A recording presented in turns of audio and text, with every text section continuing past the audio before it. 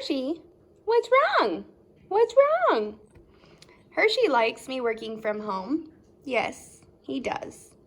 All right, so back to factoring.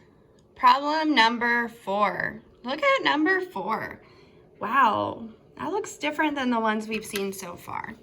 All right, so the first thing I notice is there's no constant. We have the ax squared and we have the bx, but there is no plus c.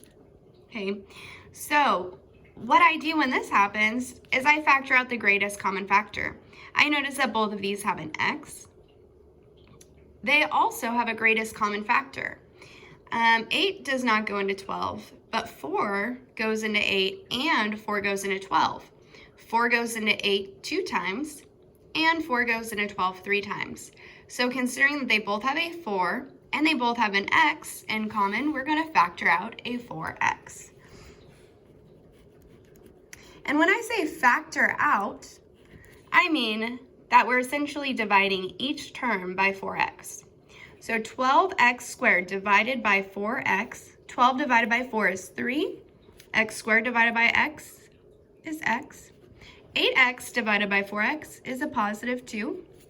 All right, well now it's factored. Now we have to set each factor equal to 0, because according to our zero product property, if this equals 0, 0 times any number will equal 0.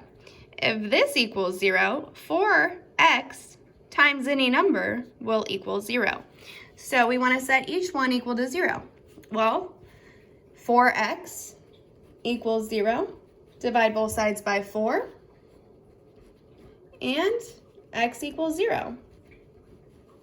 We could check our answer. If x equals 0, 4 times 0 is 0. 0 times 2 is 0.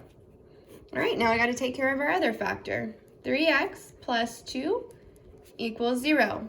Subtract 2 from both sides. 3x equals negative 2. Divide both sides by 3. And x equals negative 2 over 3. Again, it is totally fine to leave your answer as a fraction. I prefer the fraction as opposed to a decimal.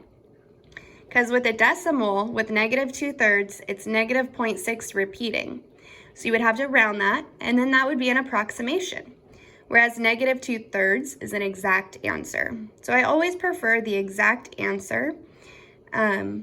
So here we have it. This method was factoring and using the zero product property. Again, this is on your packet, Solving Quadratics Review, Method 1, Factoring.